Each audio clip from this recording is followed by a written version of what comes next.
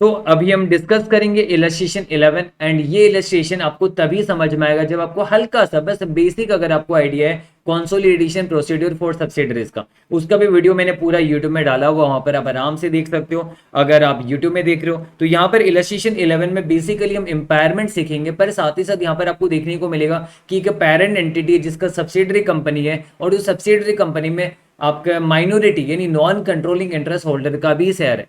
तो यहाँ पर इसका अकाउंटिंग समझने के लिए आपको हल्का सा कंसेप्ट आपको बिल्डअप करना पड़ेगा। तो मैं कोशिश करूंगा यहाँ पर मैं आपको पूरा समझा के ही भेजूं यहाँ पर, ताकि ये क्वेश्चन करने पर हमें अगर थोड़ा सा ज्यादा भी टाइम लगे तो भी मुझे मंजूर है, पर आपका कंसेप्चुअल क्लैरिटी एकदम अच्छा होना चाहिए। तो चलिए इलस्ट्रेशन 11 स्टार्ट करते हैं। A limited acquire 80% shares of subsidiary B limited for ₹32 lakh. 80% acquisition A limited ने किया, that means what, 20% acquisition minority वालों का यानी बाहर वालों का, नॉन कंट्रोलिंग वालों का यानी एनसीआई है ना। एनसीआई का 20% हो गया, और मैं अगर ए लिमिटेड हूं तो मेरा 80% शेयर है किस पे, बी लिमिटेड पे। ये हमें समझ में आया। तो यहां पर बस एक बार ऊपर में लिख के छोड़ देते, बी पे ए का 80% है और एनसीआई का कितना होगा, 20% हो जाएगा। ये बाद में हमारे काम आएगा। आगे देखते हैं। At the date of acquisition B limited identifiable net assets is 30 lakh rupees.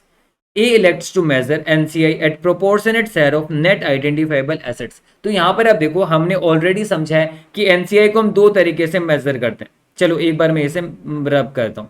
यहां पर आप देखो NCI को हम दो तरीके से मेजर करते हैं। एक NCI को मेजर करते हैं प्रोपोर्शनेट नेट एसेट मेथड, एक ये तरीका हमारा NCI को मेजर करने का, और दूसरा हमारा NCI को मेजर करने का तरीका एट ए फेयर वैल्यू। और यहां पर आप देखोगे ये तरीका अगर हम मेजर करते, जब हम एनसीआई को प्रोपोर्शनेट नेट एसेट मेथड पे मेजर करते हैं तो आपका पार्शियल गुडविल मेथड लगता है। इस पे समझाऊंगा मैं आपको, बैलेंस्ड अप्रोच से समझाऊंगा। एक बार बस लिख रहा हूं, अब टेंशन बिल्कुल भी ना लो। और यहां पर हम फुल गुडविल मेथड से, इस पे हम फुल गुडविल मेथड लगाते हैं। इन दोनों का मतलब भी आप समझोगे। तो यहां पर अभी हम क्या करेंगे, अभी हम स्टार्ट करेंगे ओवरऑल। एक बार मैं बैलेंस शीट बनाऊंगा जहां पर मैं एटलीस्ट एक बार कंसोलिडेशन टाइप का एक बैलेंस शीट बना के आपको समझाने की कोशिश करूंगा कि यहां पर रिलेटेड गुडविल वगैरह क्या क्या आने वाला है। इलस्ट्रेशन कितना है, 11। चलिए स्टार्ट करते हैं।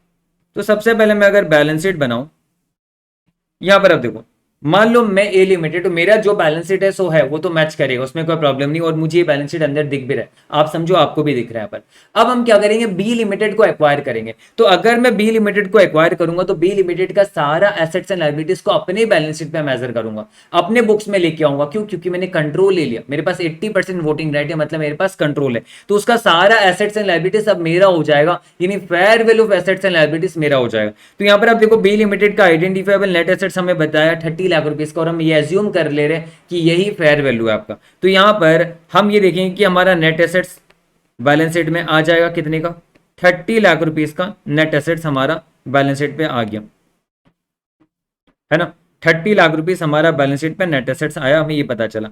एंड ये नेट एसेट्स आया हमारा, तो बताओ क्या पूरा नेट एसेट्स पे क्या मेरा ही पूरा अधिकार है कि एनसीआई वालों का भी 20% अधिकार है। यहां पर मैंने बी लिमिटेड को एक्वायर किया, तो बी लिमिटेड को एक्वायर करने पर उसके सारे एसेट्स एंड लायबिलिटीज मेरे हो गए। तो मैंने कहा चलो ठीक है, नेट एसेट्स पूरा एंटायर, ये एंटायर है, ये एंटायर है, ध्यान रखना, फुल सारे नेट एसेट्स अब मेरे हो गए 30 लाख का। तो एसेट्स आने के साथ साथ एक एनसीआई भी आया, जिसपे मेरा फ्यूचर में एनसीआई का भी इस पे अधिकार रहेगा। तो यहां पर हम एनसीआई को इक्विटी मानते हैं, मैं इसे ऑब्लिगेशन नहीं कहूंगा। एनसीआई आप समझ लो आपका लाइबिलिटी की तरह, पर वो है इक्विटी, है ना। तो यहां पर हम एनसीआई को भी मेजर करेंगे। तो एनसीआई आपका लाइबिलिटी की तरह हुआ, पर ये इक्विटी के हेड के अंदर रहेगा, लाइबिलिटी नहीं होता, या फाइनेंशियल इंस्ट्रूमेंट में आपने अच्छे से समझा होगा। तो यहां पर हम देखेंगे एनसीआई को हम क्या मेजर कर रहे हैं, प्रोपोर्शनेट मेथड पे मेजर कर रहे हैं। प्रोपोर्शनेट मेथड का मतलब जो नेट एसेट्स है उस पे इसका कितना प्रोपोर्शनेट शेयर है। तो देखो ना, टोटल 30 लाख का नेट एसेट्स है, टोटल 30 लाख का नेट एसेट्स है, इस पे एनसीआई का कितना हक है, 20% का हक है इस पे एनसीआई का, यानी एनसीआई का अधिकार कितना हो गया, 6 लाख रुपीस का एनसीआई का अधिकार हो गया यहां पर। ये हमने समझ में आया। अब आगे बढ़ते हैं। यहां पर आप देखो एंटिटी ए ने 30 लाख का नेट एसेट्स एक्वायर किया, तो पेमेंट भी तो किया, यहां पर पेमेंट कितना किया, 32 लाख रुपीस का पेमेंट किया। हम मान लेते कैश में पेमेंट किया, तो बताओ कैश इसका कम नहीं हो जाएगा, 32 लाख रुपीस का कैश कम नहीं हो जाएगा। तो मुझे क्या समझ में आ रहा है कि मैंने 32 लाख रुपीस दिया, मैंने 32 लाख रुपीस दिया और बदले में मुझे एसेट्स मिला। एसेट्स मिला तो साथ में एक एनसीआई का अधिकार भी मेरे ऑब्लिगेशन में आ गया, वो इक्विटी तो क्या हो मेरे ऑब्लिगेशन में आ गया। तो यहां पर अब देखो मेरा नेट एसेट्स आया कितने का, 30 लाख का मैंने नेट एसेट्स एक्वायर किया। अब इसमें से 20% तो किसका है, एनसीआई वालों का है, क्योंकि एनसीआई का अधिकार में जा रहा है 20%, कितना गया 6 लाख एनसीआई के अधिकार में चला गया। तो यहां पर अब देखो एसेट्स आया तो साथ में इक्विटी भी तो आया, तो 30 लाख का एसेट्स आया तो 6 लाख का इक्विटी आया, यानी नेट एसेट मेरा हक में कितना होगा ए लिमिटेड का 24 लाख होगा ना, यानी मेरा हक पे 80% में कितना होगा 24 लाख रुपीज होगा। 24 लाख रुपीज का हक आया और उसके लिए मैंने पेमेंट कितना किया 32 लाख रुपीज पेमेंट किया, यानी 24 लाख का नेट एसेट्स मेरा होगा, 6 लाख का नेट एसेट्स एनसीआई का होगा, और ये 24 लाख के लिए मैंने पेमेंट किया 32 लाख रुपीज। तो डेट मींस मैंने एक्स्ट्रा पेमेंट किया कितना 8 लाख रुपीज। तो ये एक्स्ट्रा पेमेंट मेरा नुकसान है आप बोलोगे, और इसे पीएल में दिखाओगे पर गलत हो जाएगा, आप इसे पीएल में नहीं दिखाओगे क्योंकि अपने बिजनेस परचेज किया और फ्यूचर में आप उस बिजनेस से कमा लोगे। तो इस खर्चे को हम राइट ऑफ नहीं करते, एक एसेट क्रिएट कर देते जिसका नाम क्या होता है गुडविल होता है। तो यहां पर हम एक्सपेंस की जगह गुडविल दिखा देते हैं। गुडविल कितने का दिखा देंगे 8 लाख रुपीज का हमारा गुडविल दिख जाएगा। तो अब यहां पर आप देख सकते हो दोनों साइड अगर हम मैच करें, इधर भी आपका 6 लाख आएगा और इधर भी आपका 6 लाख आएगा, आप देख सकते हो बैलेंस शीट हमारा मैच कर रहा है। तो यहां पर आप देखो जो हमने गुडविल निकाला है, ये जो हमने गुडविल निकाला मैं आपको बता दूं ये गुडविल आपका पार्शियल गुडविल है। ये आपका पार्शियल गुडविल आपको समझ में आएगा कैसे ये पार्शियल गुडविल है, क्योंकि आप यहां पर देखो एनसीआई को हमने मेजर किया प्रोपोर्शनेट नेट एसेट मेथड पे, एनसीआई को हमने प्रोपोर्शनेट नेट एसेट में मेजर किया, मतलब एनसीआई को हमने अधिकार सिर्फ नेट एसेट्स पे दिया। पर अब मेरा बात सोचो, अगर मान लो 30 लाख का टोटल नेट एसेट्स है जिसमें से 24 लाख का नेट एसेट्स मेरे अधिकार में जाएगा, 24 लाख का नेट एसेट्स मेरे अधिकार में जाएगा और 6 लाख का नेट एसेट जाएगा एनसीआई वालों के अधिकार में, एनसीआई वालों के अधिकार में जाएगा, ये पेरेंट के अधिकार में जाएगा। और इसके लिए अगर मैं पेमेंट कर रहा हूं 32 लाख रुपीज, देखो ना 24 लाख के लिए मैं पेमेंट कर रहा हूं 32 लाख रुपीज, इसी वजह से तो 8 लाख रुपीज का गुडविल आया है ना। तो ये गुडविल मेरा आया। अब अगर आप देखो एनसीआई का नेट एसेट 6 लाख रुपीज का है, तो बताओ अगर एनसीआई अपना स्टेक को किसी को बेचने को भी जाए आज के डेट में, तो उसे क्या 6 लाख का नेट एसेट पे 6 लाख मिलेगा क्या, कि ज्यादा मिलेगा। तो सोचो ना, जब 24 लाख का नेट एसेट्स का वैल्यू 32 लाख हो रहा है, एंटिटी ए 32 लाख रुपीज दे रहे हैं, तो वैसे 6 लाख का नेट एसेट्स का कितना वैल्यू होगा 8 लाख रुपीज होगा। और आप इसे ऐसे भी निकाल सकते हो, आप कहते हो ना कि 24 लाख अगर 32 लाख हो रहे हैं तो 1 का वैल्यू क्या होगा 32 लाख डिवाइड बाई 24 लाख, है ना। और आपका 6 लाख का वैल्यू क्या होगा 32 lakh divide by 24 lakh into 6 lakh हम करते हैं, जैसे वो एप्पल ऑरेंजेस वाला हम करते हैं ना, 10 ऑरेंजेस का दाम 1 रुपये है, 10 ऑरेंजेस का दाम 15 रुपीज है, तो 1 ऑरेंजेस का दाम कितना हो, फिर हम 20 ऑरेंजेस निकाल लेते हैं। तो वैसे मैंने आपको बोला कि 24 लाख के लिए अगर ये 24 लाख के लिए अगर ये 32 लाख दे रहा है, तो मतलब देखा जाए तो ये 25% ये एक्स्ट्रा दे रहा है। 24 लाख का 32 कितना हुआ 33.33% ये एक्स्ट्रा दे रहा है ना यहाँ पर, वो जो इसका नेट एसेट्स है, तो ये भी 33.33% एक्स्ट्रा देगा यहाँ पर। तो आपको समझ में आ रहा है कि फेयर वैल्यू जो एनसीआई का है ना वो कितना होगा, वो 8 लाख रुपीस होगा, 6 लाख नहीं होगा, वो 8 लाख रुपीस का फेयर वैल्यू होगा यहाँ पर। तो अगर मैं एनसीआई को मेजर करता एट फेयर वैल्यू, अगर मैं एनसीआई को मेजर करूंगा एट फेयर वैल्यू, तो मुझे एनसीआई को 6 लाख की जगह कितना दिखाना चाहिए, मुझे 8 लाख रुपीस दिखाना होगा 6 लाख को एनसीआई की जगह। और वही गुडविल जो है ना वो 8 लाख की जगह फिर कितना हो जाएगा 2 लाख हो जाएगा, और फिर यही क्या बन जाएगा फुल गुडविल बन जाएगा। मतलब ये जो 8 लाख है ये पेरेंट का गुडविल है, सिर्फ और सिर्फ पेरेंट का गुडविल है, और ये जो 2 लाख रुपीस है ये एनसीआई का गुडविल है। आपको ये समझना, ये हमें समझना है कि यहां पर पेरेंट का गुडविल कितना है और एनसीआई का गुडविल कितना है, ये आपको समझना है। ये मैंने पूरा कंसोलिडेशन में आपको अच्छे से समझाया, पार्शियल गुडविल मेथड और फुल गुडविल मेथड, वही मैं आपको वापस से समझाने की यहाँ पर कोशिश करो। मैं ज्यादा डीप नहीं जा रहा हूँ क्योंकि मुझे पता है ये आपको ऑलरेडी आता होगा अच्छे से, है ना। पर फिर मैंने एक आपको ओवरव्यू देके समझा दिया कि आपको ध्यान में रखना है पार्शियल गुडविल मेथड हम कब लगाते हैं, जब हम एनसीआई को मेजर करते हैं प्रोपोर्शनेट नेट एसेट मेथड, यानी एनसीआई को फेयर वैल्यू में मेजर नहीं किया जा रहा। तो जब एनसीआई को फेयर वैल्यू में मेजर नहीं किया जाएगा तो एनसीआई का गुडविल कहां से निकल के आएगा, है ना। और वही अगर हम एनसीआई को फेयर वैल्यू में मेजर करके आएंगे तो एनसीआई का भी नेट एसेट्स के ऊपर एक्स्ट्रा वैल्यू पे मेजर होगा वो, और जितना एक्स्ट्रा वैल्यू पे वो मेजर होगा वही एनसीआई का क्या हो गया गुडविल हो गया यहाँ पर। तो यहाँ पर बस आपको ये ध्यान में रखना, अगर मैं छोटा दो यहाँ पर बैलेंस शीट बनाऊं, यहाँ पर 2 छोटा बैलेंस शीट बनाता हूं मैं फटाफट से, ठीक है। अगर मैं एनसीआई को मेजर करता हूं प्रोपोर्शनेट तो मैं 6 लाख दिखाऊंगा, और नेट एसेट्स तो ऑब्वियस सी बात है, नेट एसेट्स कितने का है, नेट एसेट्स तो 30 लाख का ही है, नेट एसेट्स 30 लाख का ही है, आपको ये समझना है।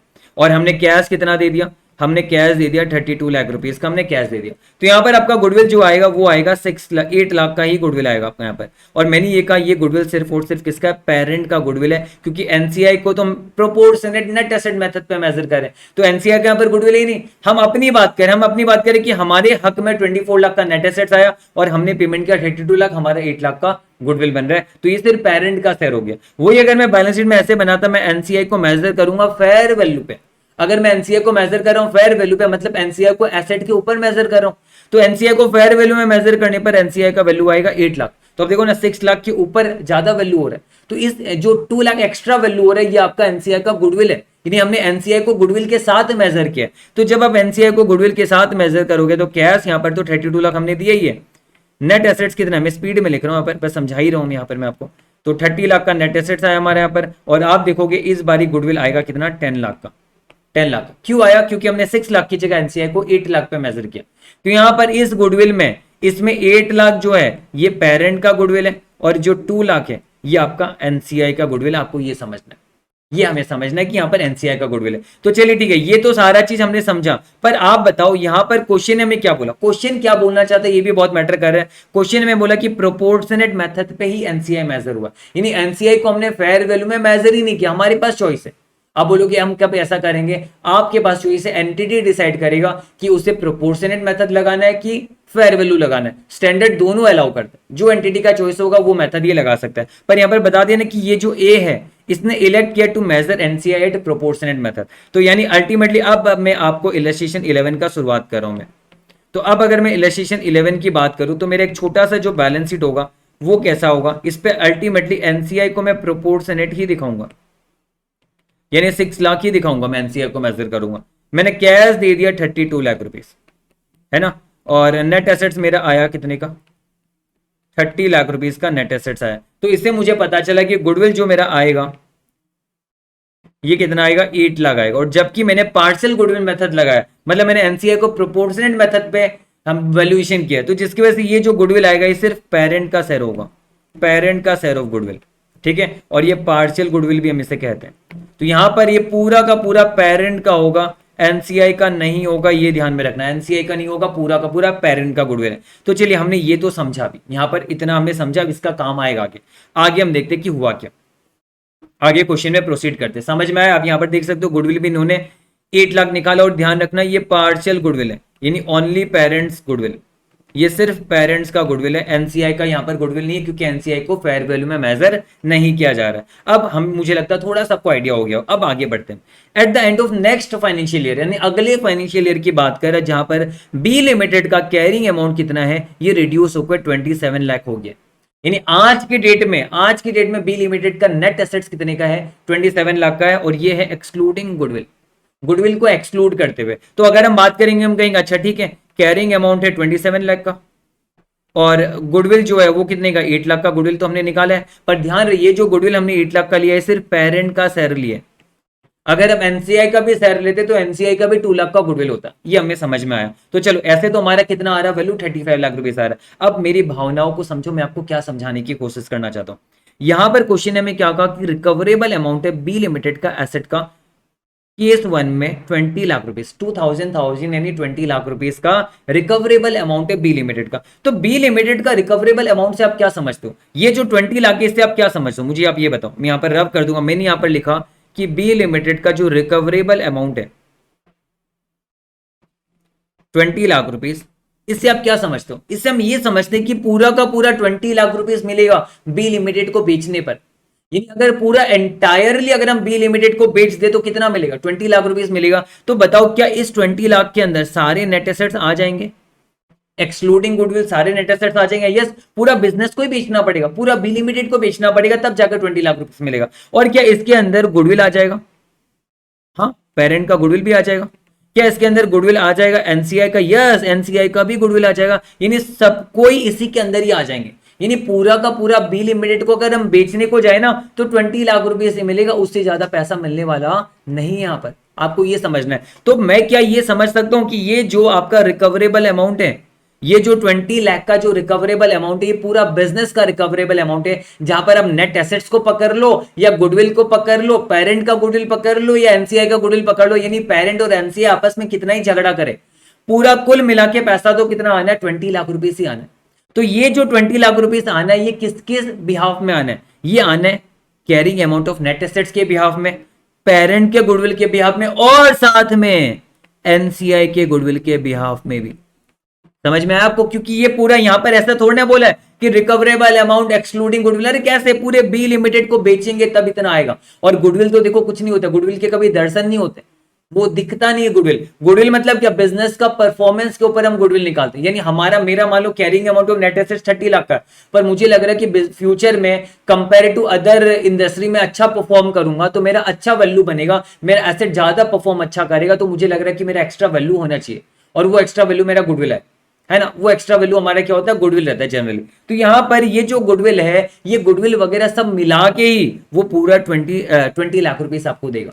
तो मैं ये समझ रहा हूं कि ये 20 लाख रुपीस जो है ना, यही नेट एसेट्स का भी इसके अंदर ही प्राइस आपको मिलेगा, गुडविल का भी आपको इसके अंदर मिलेगा। और गुडविल यहां पर सिर्फ पेरेंट का नहीं, पेरेंट और एनसीआई का दोनों का इसके अंदर है। आप भले एनसीआई को प्रोपोर्शनेट मेथड पे मेजर करो, आप भले एनसीआई को फेयर वैल्यू में मेजर करो, फर्क नहीं पड़ता। आपको ये समझना है कि ये 20 लाख इंक्लूड करता है सारे कैरिंग अमाउंट ऑफ एसेट, सारे के सारे गुडविल, यानी ये दोनों गुडविल इसके अंदर आएगा। तो आप मुझे समझाओ, अगर मैं कैरिंग अमाउंट और रिकवरेबल अमाउंट को कंपेयर करूंगा, जब मैं कैरिंग अमाउंट और रिकवरेबल अमाउंट को कंपेयर करूंगा, क्या ये सही होगा कि मैं carrying amount of net assets ले लूं और कैरिंग अमाउंट ऑफ गुडविल सिर्फ पेरेंट का ले लूं और रिकवरेबल अमाउंट से कंपेयर कर दूं? आप बताओ क्या ये सही रहेगा? नहीं, हमें क्या करना चाहिए, हमें सबका लेके कंपेयर करना चाहिए, क्योंकि हमें यहां पर एनसीआई का भले हमने मेजर नहीं किया कोई बात नहीं, पर कंपैरिजन करने के लिए तो हमें पूरा ही लेना पड़ेगा। तो इसलिए मुझे क्या करना पड़ेगा, मुझे यहां पर ये तो चलो चलो ठीक है, यहां पर ये मैंने समझाया, यहां पर ये रफ है आपका, ये आपका रफ वाला पार्ट है।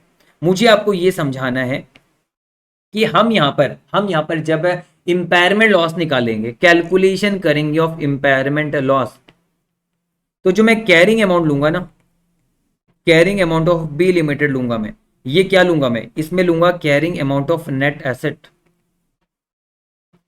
प्लस गुडविल लूंगा मैं, ठीक है। किसका, पेरेंट का भी गुडविल लूंगा और गुडविल लूंगा मैं किसका, एनसीआई का भी गुडविल मुझे लेना पड़ेगा, दोनों का गुडविल मैं यहां पर लूंगा। तो यहां पर carrying amount of B limited कितना आया, 27 lakh carrying amount of net assets है, गुडविल दोनों का मिलाते तो 10 लाख है, मैंने आपको ऑलरेडी पहले भी समझाया था, है ना, ऑलरेडी पहले समझा दिया था कि दोनों का मिला के 10 लाख गुडविल है। तो यानी carrying amount of B limited कितने का है, 37 लाख का। बस ये ध्यान रखना कि ये दोनों हमने मेजर किया अपने बुक्स में, ये आपका नॉशनल है, ये हमने मेजर नहीं किया बुक में, पर हम ये क्यों ले रहे हैं, क्योंकि हमें कंपेयर करना है रिकवरेबल अमाउंट से, और रिकवरेबल अमाउंट इंक्लूड्स एवरीथिंग, इसलिए हमने लिया। हालांकि अब ये कह सकते हो कि नॉशनल है, क्योंकि ये हमने अपने बैलेंस शीट में नहीं दिखाया। आप देख सकते हो बैलेंस शीट में हमने गुडविल 8 लाख की दिखाया, 2 लाख का गुडविल हमने दिखाया नहीं, चलो कोई बात नहीं, पर कंपैरिजन करने के लिए तो आपको पूरा लेना पड़ेगा। तो ये हमने निकाला carrying amount of B limited. अब recoverable amount of B limited की बात करते हैं, है ना, केस 1 है यहाँ, ये केस 1 की बात हो रही है। बी लिमिटेड का रिकवरेबल अमाउंट हमें दिया हुआ है कितना, 20 लाख रुपीस का रिकवरेबल अमाउंट दिया हुआ है। तो आप बता सकते हो देयरफॉर इंपेयरमेंट लॉस कितना हो जाएगा, इंपेयरमेंट लॉस हो जाएगा 37 लाख माइनस 20 लाख रुपीस, यानी 17 लाख का इंपेयरमेंट लॉस हो जाएगा। ये हमें पता चला 17 लाख का इंपेयरमेंट लॉस होगा। और ये जो इंपेयरमेंट लॉस होगा ना 17 लाख का, सबसे पहले गुडविल को हम उड़ाते हैं, यानी हम प्रोपोर्शनेटली नहीं करते, पहले जो भी गुडविल का वैल्यू सबसे पहले उसको उड़ाएंगे। इसका उड़ाने का कारण भी क्योंकि गुडविल ऑलरेडी किसी एसेट पर डिपेंडेंट रहता है, वो एक्स्ट्रा परफॉर्मेंस की वजह से वो गुडविल क्रिएट होता है, क्योंकि गुडविल कोई दिखता नहीं कि ये एसेट है, पार्टिकुलर एसेट, आप इसको जाके बेच दोगे, है ना। तो इसलिए गुडविल ऐसे भी वो हिडन रहता है, वो बाकी एसेट्स का परफॉर्मेंस के ऊपर ही क्रिएट होना है, तो ये गुडविल को ही हम इसलिए सबसे पहले उड़ाते हैं। तो आप बताओ ये जो 17 लाख का इंपायरमेंट लॉस हुआ है, तो इससे में सबसे पहले क्या उड़ाना चाहिए, गुडविल उड़ाना चाहिए। तो ऑब्वियस सी बात है, हमने जब ये लॉस निकाला तो हमने दोनों गुडविल को कंसिडर किया, 8 लाख और 2 लाख दोनों गुडविल को कंसिडर किया। तो मैं यहां पर कहूंगा कि मैं सबसे पहले क्या करूंगा, गुडविल दोनों का उड़ाऊंगा, गुडविल ऑफ पेरेंट और गुडविल ऑफ एनसीआई दोनों का। तो यहां पर अब देखो पेरेंट का गुडविल कितना उड़ेगा, 8 लाख का पेरेंट का गुडविल उड़ेगा और 2 लाख का एनसीआई का गुडविल उड़ेगा। ये दोनों हमने एम्पायर कर दिया, यानी गुडविल पूरा हमने एम्पायर कर दिया। और बचा हुआ जो है, जो बच गया इसके बाद, यानी वो एसेट्स पे एम्पायर होता है, यानी जितने भी आपके एसेट्स हैं वो सारे एसेट्स पे, अगर मान लो एक से ज्यादा एसेट्स है तो सब में प्रो राटा हम एम्पायरमेंट करते हैं। तो यहाँ पर हमारा तो एक ही टोटल नेट एसेट्स दिया हुआ है, तो हम कहेंगे कि नेट एसेट्स उड़ेगा आपका, यानी नेट एसेट्स कितने से एम्पायर होगा, 7 लाख से एम्पायर होगा।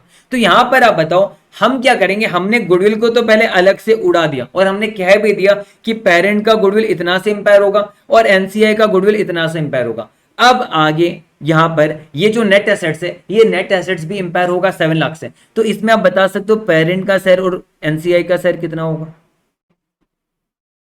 पेरेंट पार्ट और एनसीआई पार्ट कितना होगा बता सकते हो, 80 और 20, 80% 20% ना। तो यहां पर 7 लाख का पेरेंट पार्ट होगा 5,60,000 और एनसीआई का पार्ट होगा कितना, 1,40,000। तो हमें क्या पता चला कि यहां पर पेरेंट का गुडविल इतना से इंपायर होगा और पेरेंट का नेट एसेट्स इतना से इंपायर होगा और एनसीआई का गुडविल इतना से इंपायर होगा और एनसीआई का नेट एसेट्स इतना से इंपायर होगा, ये हमें पता चला। तो हम यहां पर लिख सकते हैं, हम यहां पर लिखेंगे पेरेंट्स शेयर ऑफ इंपायरमेंट लॉस कितना हुआ, हम कहेंगे 8 लाख का इंपायरमेंट हुआ गुडविल और 5,60,000 का इंपायर हुआ क्या, नेट एसेट। ये पेरेंट का शेयर है, यानी पेरेंट का शेयर ऑफ इंपायरमेंट लॉस कितना हो गया, 13,60,000 हो गया, ये हमने समझा। और हम एनसीआई का शेयर ऑफ इंपायरमेंट लॉस कहेंगे, हम कहेंगे एनसीआई का हो गया 2 लाख का गुडविल और 1,40,000 का नेट एसेट, है ना, हम ये कहेंगे। तो आप बोलोगे अच्छा 3,40,000 एनसीआई का शेयर ऑफ इंपायरमेंट लॉस है, पर मैं कहूंगा नहीं, गलत, ये नहीं। क्यों नहीं, ये मैं आपको समझाने की कोशिश कर रहा हूं। क्या हमने एनसीआई का गुडविल रिकॉग्नाइज किया था, क्या हमने एनसीआई का गुडविल रिकॉग्नाइज किया था, नहीं, हमने तो सिर्फ और सिर्फ पेरेंट का गुडविल रिकॉग्नाइज किया। तो जब हमने एनसीआई का गुडविल ही रिकॉग्नाइज नहीं किया तो उसका इंपायरमेंट का तो बात ही नहीं आता है, क्योंकि मैंने आपको बताया था ना, मैंने ये नॉशनल लिया है, मैंने ये क्या लिया, मैंने नॉशनल लिया है। तो यहां पर ये नहीं आएगा, ये गुडविल इंपायर नहीं होगा, because it was never recognised, ये आपने कभी रिकॉग्नाइज ही नहीं किया, तो इंपायरमेंट का तो बात ही नहीं आया ना। अरे बैलेंस शीट में होगा तो ही तो आप इंपायर करोगे, जब वो बैलेंस शीट में नहीं तो इंपायर क्यों करोगे। अब आपका सवाल आएगा सर अगर इंपायरमेंट ही नहीं कराना था तो फिर यहां पर लिया क्यों, यहां पर इसलिए लिया क्योंकि मैं रिकवरेबल अमाउंट से कंपेयर कर सकूं। ये सेकंड केस में आपको समझ में आएगा, ये ट्विस्ट जो है ना सेकंड केस में आपको समझ में आएगा। रिकवरेबल अमाउंट जो है ना वो इंक्लूड करता है सब कुछ, नेट एसेट्स गुडविल वगैरह सब कुछ इंक्लूड करता है। तो कंपेयर अगर करूंगा, सोचो ना 4 इंसान को इधर 3 इंसान से कंपेयर करूंगा, सही होगा, नहीं होगा ना। तो यहां पर आप समझो अगर मैं मान लो, अगर मान लो मेरे एक रूम है, सिंपल सी बात आपको मैं सिंपल लैंग्वेज में समझाने की कोशिश कर रहा हूं। मेरा एक रूम है, मेरे एक रूम के अंदर एक आईपैड है, एक कैमरा है, एक ट्राइपॉड है, एक एसी है और एक डेस्कटॉप है और फैन वगैरह और भी कुछ कुछ, हाँ ये 4-5 आइटम मान लो फैन वगैरह। तो यहां पर मुझे पता चला कि कोई एक बंदा है, उस बंदे ने मुझे बोला कि रूम के अंदर जितना सामान है ना वो सारा सामान वो मेरे से खरीद लेगा 1,00,000 रुपीज में। वो सारा सामान मेरे से कितने में खरीदेगा, 1,00,000 रुपीज में खरीदेगा, उसने मुझे बोला। 5 आइटम है टोटल, मतलब पूरा रूम का सारा सामान ले जाएगा वो 1,00,000 रुपीज में। तो that mean 1,00,000 rupees is recoverable amount. तो आप बताओ अगर मैं अभी कैरिंग अमाउंट में एसी को छोड़ दूं या किसी फैन को छोड़ दूं तो क्या गलत नहीं हो जाएगा, मुझे तो सब कुछ ही लेना पड़ेगा, क्योंकि रिकवरेबल अमाउंट जब सब कुछ का तो कंपेयर भी करूंगा कैरिंग अमाउंट कि कितने का टोटल मेरा एसेट ज्यादा है जिससे मेरा 1,00,000 आएगा, तो मुझे कंपेयर तो पूरा से करना पड़ेगा। तो वही मैं समझा रहा हूं, जब रिकवरेबल अमाउंट गुडविल एनसीआई का भी इंक्लूड करता है, इसलिए मुझे कंपेयर करने के लिए एनसीआई का भी गुडविल लेना पड़ा। लेकिन बाद में जब इंपायरमेंट की बारी है तो मैंने इंपायरमेंट किया, क्योंकि यहां पर ये जो 17 लाख है ये इंक्लूड करता है 2 लाख का इंपायरमेंट। क्योंकि आप सोचो ना अगर मैं ये 2 लाख नहीं लेता, अगर मैं ये 2 लाख नहीं लेता आपके कहने पर, तो ये होता है 35 लाख। ये कितना होता है, ये 35 लाख होता, और ये 35 लाख होता तो 20 लाख से जब मैं कंपेयर करता तो 15 लाख का नुकसान आता और ये 15 लाख का इंपायरमेंट लॉस आता। पर 15 लाख नहीं है, ये 17 लाख है, क्योंकि 2 लाख का इंपायरमेंट एनसीआई का भी यहां पर हुआ क्योंकि हमने इंक्लूड किया इसको। लेकिन ये गुडविल हमने निकाला, चलो ठीक है निकाल के रखा, पर इसको हमने लास्ट में इंपायर नहीं किया, क्यों, क्योंकि ये कभी रिकॉग्नाइज ही नहीं हुआ। तो अब मुझे लग रहा है आपको समझ में आ गया अच्छी तरीके से, है ना। अब आपको समझ में आ गया अच्छी तरीके से कि यहां पर हमने क्यों किया। तो यहां पर आप देखो 30,60,000 पेरेंट का शेयर ऑफ इंपायरमेंट लॉस है और एनसीआई का शेयर ऑफ इंपायरमेंट लॉस कितना होगा फिर बताओ, ओनली 1,40,000, ठीक है। 2 lakh goodwill impairment will not form part of impairment loss. नहीं होगा क्योंकि कभी रिकॉग्नाइज ही नहीं हुआ। समझ में आ गया मैं। तो यहां पर अब देखो हमें समझ में आ गया कि क्या क्या इंपेयरमेंट हो रहा है। अब अगर मैं बात करूंगा तो रियलिटी में देखो, रियलिटी में हमारा क्या बैलेंस शीट में रहा होगा। रियलिटी की अगर मैं बात करूं, चलो पहले बैलेंस शीट नहीं ऐसे दिखा देता हूं। देयरफॉर रिवाइज्ड कैरिंग अमाउंट का अगर मैं बात करूं तो मैं कहूंगा देखो रियलिटी में तो हमारे carrying amount of net assets हमारे बैलेंस शीट में दिख रहा होगा। अब पुराने बैलेंस शीट इसको कंपेयर मत करो, गुडविल तो ऐसा ही रहता है, गुडविल कभी हम डेप्रिशिएट नहीं करते। बाकी एसेट्स वगैरह जो भी हुआ डेप्रिशिएट हुआ, जो भी हुआ करके वैल्यू बदल गया। तो यहां पर हमें क्वेश्चन ने मेंशन कर दिया था कि बैलेंस शीट में आपका carrying amount of net assets कितने का है, 27 लाख का है। 27 लाख का carrying amount of net assets. ये क्वेश्चन ने मैं खुद चला के बोला कि आज के डेट में बैलेंस शीट में 27 लाख का 2700,000 यानी 27 लाख का carrying amount of net assets है, क्वेश्चन ने मैं बताया। और रिकॉग्नाइज्ड गुडविल हम लेंगे सिर्फ, रियलिटी में तो रिकॉग्नाइज्ड ही हुआ गुडविल वही लेंगे, क्योंकि 8 लाख का ही तो रिकॉग्नाइज्ड गुडविल हुआ। हमने तो ये कर लिया कंपेयर करके इंपायरमेंट लॉस निकालने के लिए हमने ये सारा खेल रचा। अब हमें खेल रचने की जरूरत नहीं है, अब हम क्या करेंगे सीधा इंपायरमेंट दिखाएंगे। ये आपका कितना हो गया, 35 लाख रुपीस हो गया, है ना। ये हमारा 35 लाख रुपीस हुआ। अब इसमें से हम क्या करेंगे, इंपायरमेंट लॉस दिखा देंगे, ठीक है। और या फिर आप ऐसे भी कर सकते हो, यहां पर आप ऐसे भी कर सकते हो, चलो बेटर रहेगा।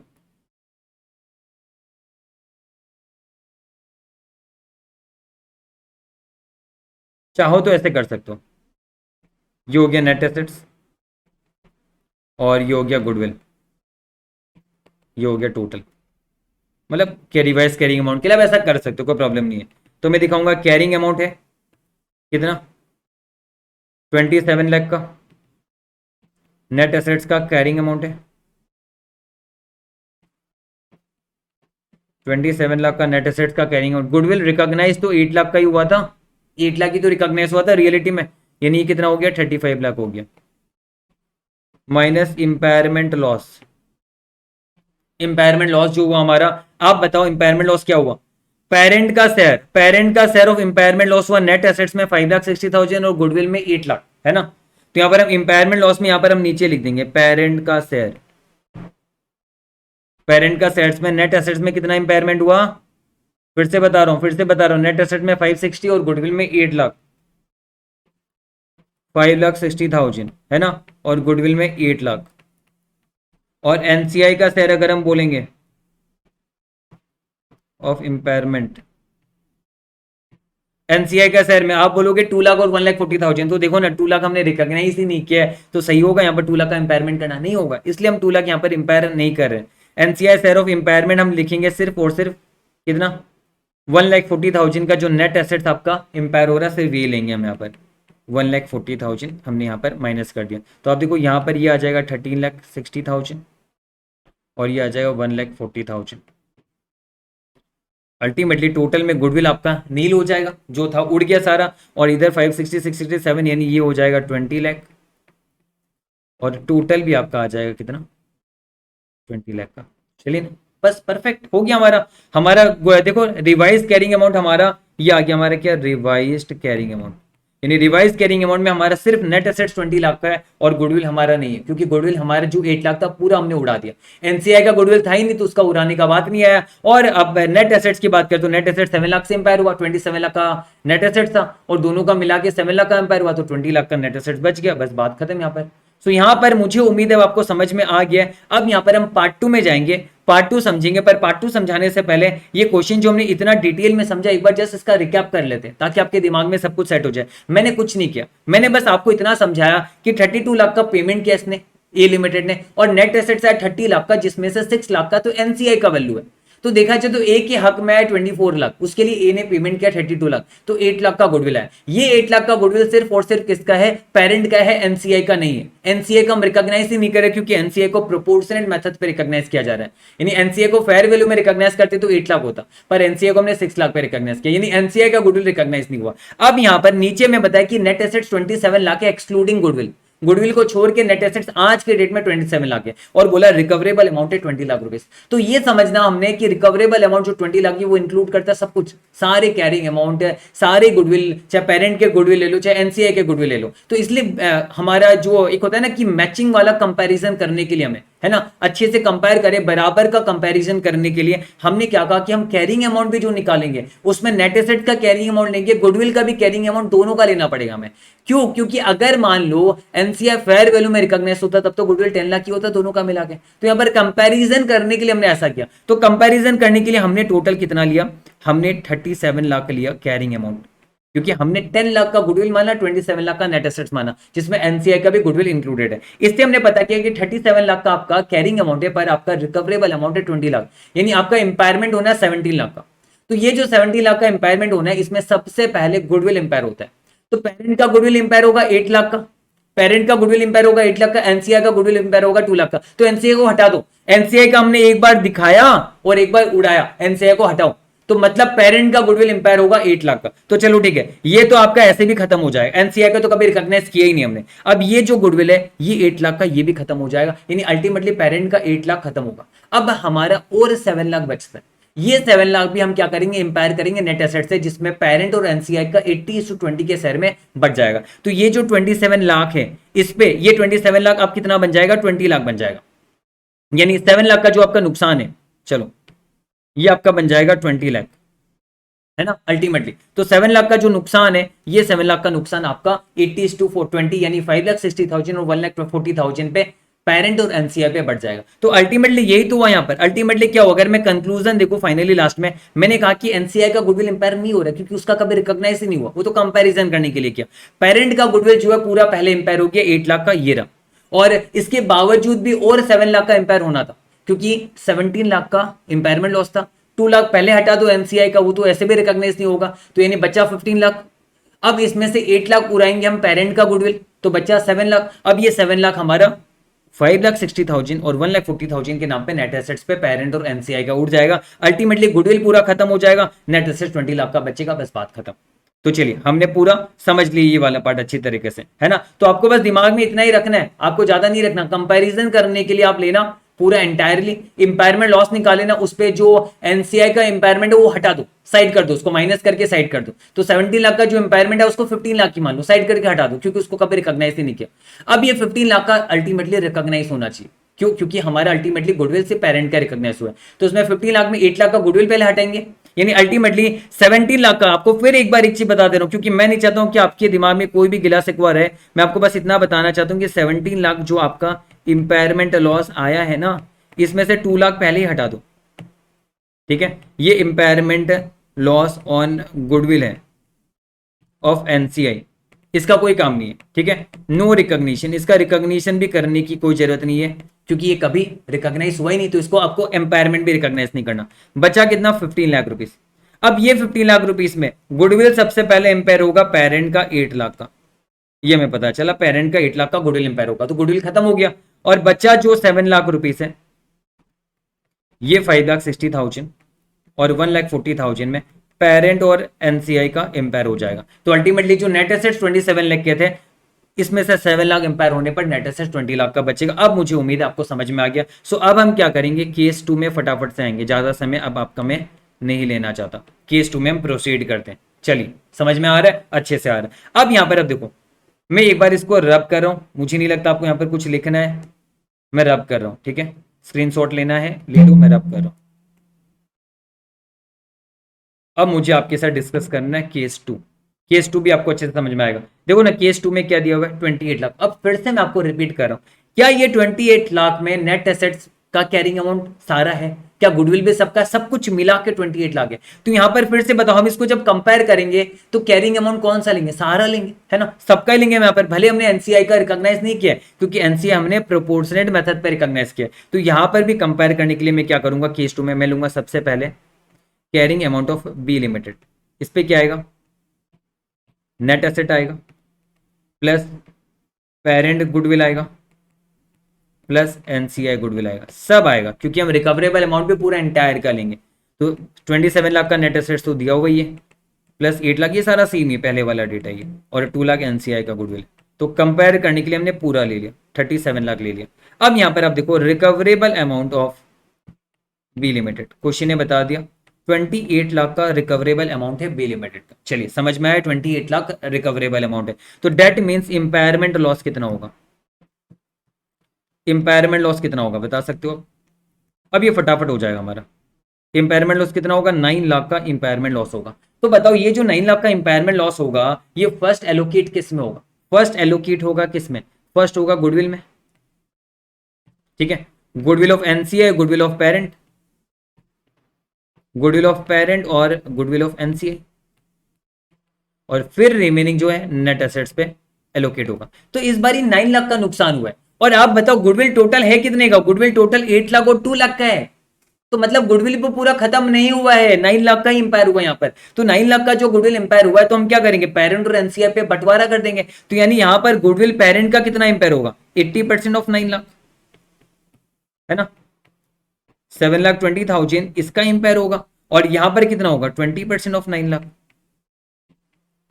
यानी इसका कितना होगा? 80,000 नहीं 1,80,000 इंपायर होगा। समझ में आपको? ये 1,80,000 इंपायर होगा। तो मतलब नेट एसेट्स नो इंपायरमेंट। और होगा भी क्यों? नेट एसेट्स 27 लाख का कैरिंग अमाउंट है और रिकवरेबल अमाउंट है 28 लाख, यानी नेट एसेट से ज्यादा रिकवरेबल अमाउंट है। तो नेट एसेट से इंपायर ऐसे भी नहीं होना है, मतलब गुडविल भी पूरा इंपायर नहीं हो रहा। आपको ये समझना, गुडविल भी पूरा इंपायर नहीं हो रहा है। गुडविल भी 9 लाख का इंपायर हो रहा है, जबकि हमारा गुडविल 10 लाख का है।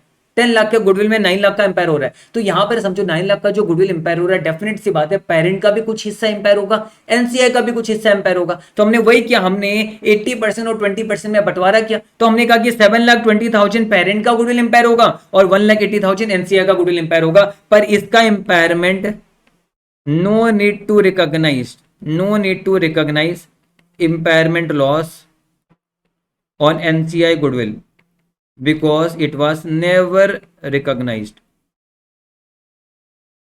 because such goodwill was never recognise. जब हमने गुडविल ही रिकॉग्नाइज नहीं किया तो इंपेयरमेंट क्या करोगे? सोचो ना, एक मेरे पास मशीन है, मैंने वो मशीन को बैलेंस शीट में कभी दिखाया नहीं, तो उसका मैं डेप्रिसिएशन कैसे कर सकता हूं? उसका मैं इंपायरमेंट कैसे कर सकता हूं? नहीं कर सकता ना। वैसे ही गुडविल कभी दिखाया नहीं किया तो इसका इंपायरमेंट का बात नहीं होगा। पर हाँ, क्या पेरेंट का गुडविल इंपायर होगा? यस, पेरेंट का गुडविल इंपायर होगा। तो पेरेंट का अगर मैं बात करूं, पेरेंट का कैरिंग अमाउंट ऑफ गुडविल कितना है? पेरेंट का कैरिंग अमाउंट ऑफ गुडविल था 8 लाख का, जिसमें से इंपायरमेंट होगा ऑफ गुडविल कितने का इंपायरमेंट होगा? 7,20,000 का इंपायरमेंट होगा गुडविल का, यानी बच जाएगा कितना? 80,000 का गुडविल रिमेन्स। इतने का गुडविल बच जाएगा। यहां पर आपको ये समझना, इतने का गुडविल बच जाएगा हमारा। तो यहां पर हम फिर से क्या करेंगे? फिर से हम टेबल बनाएंगे, वही जो मैंने पहले बनाया था फर्स्ट केस में। मैं यहां पर लिखूंगा नेट एसेट्स, यहां पर लिखूंगा मैं गुडविल, और यहां पर टोटल। तो यहां पर मैं लिखूंगा कैरिंग अमाउंट। कैरिंग अमाउंट कितना है? 27 लाख का नेट एसेट्स है, और गुडविल कितने का है? 8 लाख का। सिर्फ पेरेंट का ही हमने रिकॉग्नाइज किया क्योंकि एनसीए प्रोपोर्शनल मेथड पे हुआ था। टोटल कितना हो गया? 35 लाख हो गया। और यहां पर इंपायरमेंट लॉस हुआ, इंपायरमेंट लॉस हुआ। नेट एसेट्स का तो हुआ ही नहीं, सिर्फ गुडविल का ही हुआ, है ना। नेट एसेट्स तो इंपायर ही नहीं हुआ, सिर्फ गुडविल हुआ। इसमें पेरेंट का शेयर, पेरेंट का शेयर कितना है? 7,20,000 पेरेंट का शेयर ऑफ गुडविल इंपायर हुआ। एनसीआई शेयर दिखाने की जरूरत नहीं है, एनसीआई शेयर, क्योंकि उसको हमने कभी रिकॉग्नाइज ही नहीं किया तो उसको दिखाने का कोई सेंस ही नहीं बनता है। तो अल्टीमेटली आपका नेट एसेट्स 27 लाख ही रहेगा टोटल।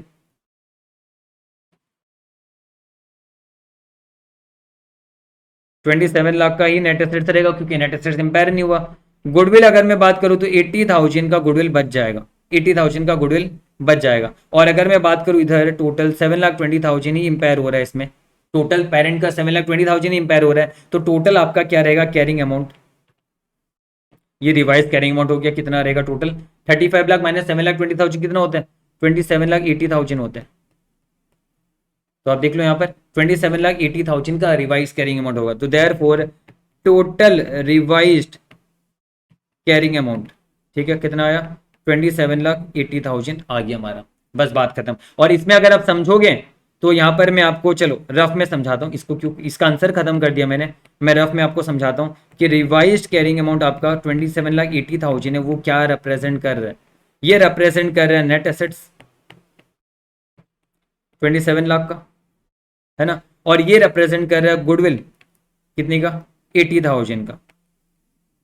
ये गुडविल रिप्रेजेंट कर रहा है 80,000 का, सिर्फ पेरेंट का। अब आप बोलोगे रिकवरेबल अमाउंट तो 28 लाख था, रिकवरेबल अमाउंट कितना था, याद दिला दूं, रिकवरेबल अमाउंट तो 28 लाख था ना। ये देखो रिकवरेबल अमाउंट तो 28 लाख था, पर हमारा रिवाइज करेंगे अमाउंट 27,80,000 आ रहा है। क्यों आ रहा है? क्योंकि मैं आपको बता दूं एक और है गुडविल एनसीआई का 20,000 जो कि रिकॉग्नाइज ही नहीं हुआ कभी।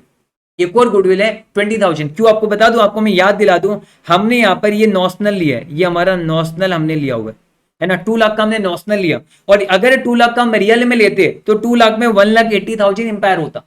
2 लाख में 1,80,000 एनसीआई का इंपायर होता, जो हमने नहीं किया क्योंकि हमने 2 लाख का भी रिकॉग्नाइज ही नहीं किया। तो 2 लाख रिकॉग्नाइज नहीं किया तो 1,80,000 इंपायर भी नहीं होगा। लेकिन अगर 2 लाख रिकॉग्नाइज होता तो 1,80,000 इंपायर भी होता। तो अल्टीमेटली एनसीआई कितने का बचता? 20,000 का, और वही एनसीआई का गुडविल रहता 20,000 का। तो यहां पर आप देखो 27,80,000 और 20,000 कितना हो गया? 28 लाख रुपीस हो गया आपका। और अगर हम आपको ऐसे भी आपको मैं समझा दूं, यहां पर अगर मैं वापस से आपको एक और बात समझाने की कोशिश कर रहा हूं, मैं आपको कहना चाहता हूं कि 28 लाख, ये 28 लाख का रिकवरेबल अमाउंट है।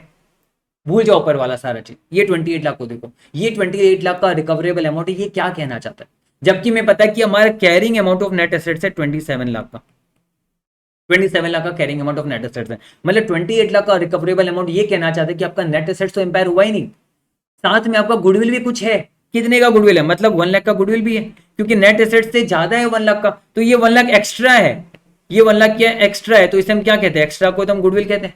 तो 1 लाख एक्स्ट्रा गुडविल है। तो जो 1 लाख आप देखो 27 लाख पे भी पेरेंट और एनसीआई का 80% और 20% है कि नहीं है? तो वैसे ये गुडविल में भी पेरेंट का और एनसीआई का कितना होगा? 80-20 तो होगा, 80% और 20% ही तो होगा। तो 1 लाख का 80% कितना होता है? 80,000।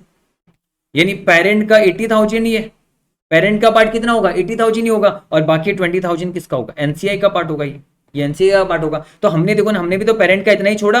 हमने 8 लाख का जो पेरेंट का गुडविल था 7,20,000 रिकॉग्नाइज इंपायर करके 80,000 का तो छोड़ा पेरेंट का। तो यहां पर अब किसी भी एंगल से समझ लो आप, सिंपल सी बात है। यहां पर मैं रिकवरेबल अमाउंट से मैं समझ पा रहा हूं, मैं यहां पर आपको दिख रहा है, मैं यहां पर रिकवरेबल अमाउंट से समझ पा रहा हूं सारा खेल। आपको मैं समझाने की कोशिश कर रहा हूं फिर से, इसी से मैं सारा खेल समझ पा रहा हूं। मैं क्या समझ पा रहा हूं? पहले केस 1 में 20 लाख का रिकवरेबल अमाउंट, मतलब है जो भी गुडविल आपने रिकॉग्नाइज किया सब उड़ाओ, क्योंकि 20 लाख का रिकवरेबल अमाउंट, इससे ज्यादा तो नेट एसेट्स है, इससे ज्यादा तो carrying amount of net assets है 27 लाख। मतलब ये क्या कहना चाहता है भैया? नेट एसेट्स के भी नीचे आ गया carrying amount of net assets के नीचे, जो कि एक्सक्लूडिंग गुडविल है। तो मतलब जो गुडविल है सब उड़ाओ। तो हमने एनसीआई का गुडविल तो कभी रिकॉग्नाइज ही नहीं किया, क्योंकि एनसीआई को प्रोपोर्शनेट में किया। पेरेंट का गुडविल हमने रिकॉग्नाइज किया था, तो पेरेंट का 8 लाख को इंपायर करो, ये इंपायर होगा पेरेंट का, पेरेंट का 8 लाख को इंपायर करो, कर दिया। अब हमने क्या कहा कि चलो गुडविल तो सारा उड़ा दिया हमने, एनसीआई का कभी रिकॉग्नाइज ही नहीं हुआ तो एनसीआई का इंपायर नहीं हुआ, पेरेंट का रिकॉग्नाइज हुआ तो पेरेंट का हमने इंपायर कर दिया। ठीक है, इंपायर कर दिया। अब जो नेट एसेट्स है 27 लाख के, उसको भी उड़ा के 20 लाख पे लेके आ जाओ, क्योंकि अल्टीमेटली रिकवरेबल अमाउंट 20 लाख है। तो यानी नेट एसेट्स आपका उड़ेगा कितना? नेट एसेट्स आपका उड़ेगा, इंपायरमेंट होगा कितने का? 7 लाख का। इसमें से पेरेंट का होगा 5,60,000 और एनसीआई का होगा 1,40,000। तो यही तो हमने किया, हमने कहा कि पेरेंट का 8 लाख 5,60,000 13,60,000 इंपायर हो रहा है, और एनसीआई का 1,40,000 इंपायर हो रहा है। ये हमने अल्टीमेटली इंपायर करके हमने रिवाइज करेंगे और निकाला 20 लाख, बात खत्म। तो ये तो हमें समझ में आ गया। अब 28 लाख की बात करता हूं। 28 लाख क्या कहना चाहता है भैया? रुक जाओ, carrying amount of net assets आपका सेफ है, कोई प्रॉब्लम नहीं उसमें, क्योंकि 27 लाख का carrying amount of net assets है, उससे ज्यादा रिकवरेबल अमाउंट, मतलब carrying amount of net assets safe है। हाँ, इसके अलावा एक्स्ट्रा 1 लाख का और वैल्यू है, मतलब एक्स्ट्रा 1 लाख का जो वैल्यू है वो क्या है? गुडविल है। तो गुडविल आपने जितना रखा है ना, सबको उड़ाओ, बस 1 लाख का रखोगे अब। तो ये 1 लाख का जो गुडविल होगा, ये 1 लाख का जो गुडविल होगा, अकेला पेरेंट का बाप का थोड़े ना, ये तो पूरा बिजनेस का वैल्यू है। तो इस 1 लाख पे पेरेंट को मिलेगा 80,000 फ्यूचर में, और एनसीआई को मिलेगा कितना? पेरेंट को फ्यूचर में 80,000 मिलेगा, एनसीआई को 20,000 मिलेगा। तो हमने क्या समझा? एनसीआई की तो बात ही नहीं करते, एनसीआई को रिकॉग्नाइज ही नहीं किया। अब पेरेंट को जितना रिकॉग्नाइज किया है ना, आप उसे 80,000 में लेके आ जाओ, क्योंकि अल्टीमेटली एक्स्ट्रा अमाउंट 1 लाख का है, एक्स्ट्रा अमाउंट 1 लाख का है, 1 लाख का 80% 80,000 ही पेरेंट का है। तो जो भी बचा पेरेंट का, उसको नीचे लाके 80,000 में पहुंचा दो। तो हमने कहा कि पेरेंट का यहाँ पर सेकंड केस में, ये तो फर्स्ट केस था, ये तो आपका फर्स्ट केस था, सेकंड केस में पेरेंट का इंपायरमेंट, पेरेंट का गुडविल तो 8 लाख का रिकॉग्नाइज किया हुआ था, उसे पहुंचाना कहां पर? 80,000 में पहुंचाना है। तो अल्टीमेटली इंपायरमेंट होगा ऑफ गुडविल किसका? पेरेंट का। उसे 8 लाख से पहुंचाना है 80,000 में, यानी 7,20,000 का इंपायरमेंट होना है।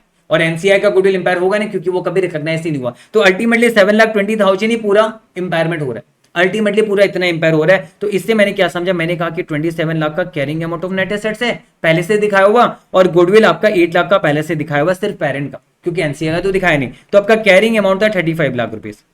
इसमें से हमने सिर्फ और सिर्फ 7,20,000 पेरेंट का गुडविल को एम्पायर किया, क्योंकि उतना ही उसका एम्पायर होगा, पूरा का पूरा एम्पायर नहीं होगा, क्योंकि एक्स्ट्रा वैल्यू है अभी भी। तो यानी अल्टीमेटली यहां पर कितना आ रहा है, 27,80,000 का आपका रिवाइज कैरिंग अमाउंट रहेगा। तो अब हमने पूरा समझ लिया, मैंने आपको अलग अलग एंगल से समझाने का कोशिश किया, और एग्जाम के लिए तो आपका बस इतना काफी है।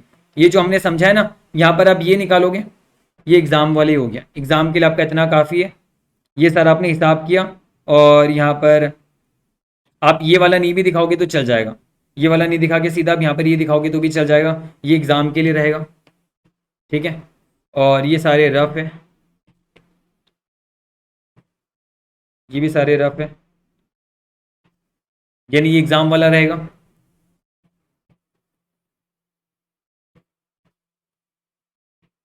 चलो सबको समझ में आ गया, कोई प्रॉब्लम नहीं है। केस 1 में भी ये एग्जाम वाला है ना, और ये एग्जाम वाला है, ये बीच का आप रफ समझ सकते हो अभी, चलेगा।